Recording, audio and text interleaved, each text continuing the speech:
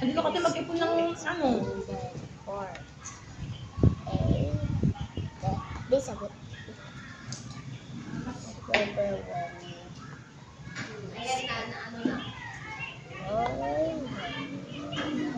Mami na yun, kumakain ba sa school yung... Mami, bukas kakain sa school yung kuya ko, dun school sa Diba, bahay. kayo umuwi naman siya. Kayo naman ang umuwi. Ang dami-dami kang ng bahay natin. Pero komplo pa rin yung tao. Wala nakasulat po dito. Malayo na kasi kaya hindi na kita mapa. Okay lang pag grade 2, di ba? Magawin ng grade 3 ngayon, grade 2, grade na rin na kayo. Lalo na pag nag-grade 4, grade 5 kayo, grade 6, ay naku. Doon na tayo titira sa school. Ano yan, ako uwi yan, alas 12. Sa hapon, 4:30. O, dito na tayo sa school na. Tema.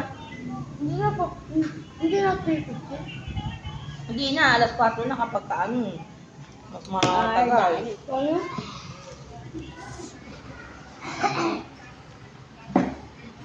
Ba't ano? Ba't ano for... Kasi tertiary na kayo, mas mataas na ano na kapag nag-grade 4. Ano yung tertiary? Yung mataas na ano ng sa elementary. Kapag may 4. Kapag grade 4. Grade 4 yung Gawin mong 4 to, bakit 5 yan? ayaw mo pala. Tingnan mo, mali ka dito.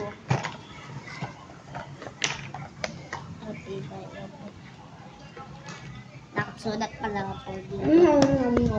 Ayun yung short. Diba? Diba?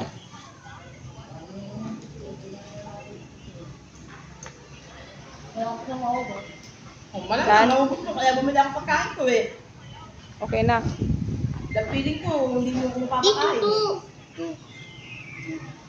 Ito ba yan o 4? 4 naman yan. Tama. Dan? Gusto mo daw? Meron. Tama. Ito sige, tama. Hindi po ko rin ito. Nagbuburay mo. Siyempre nga. Dan? O, tignan mo na, para hindi Tama na, tama. problema.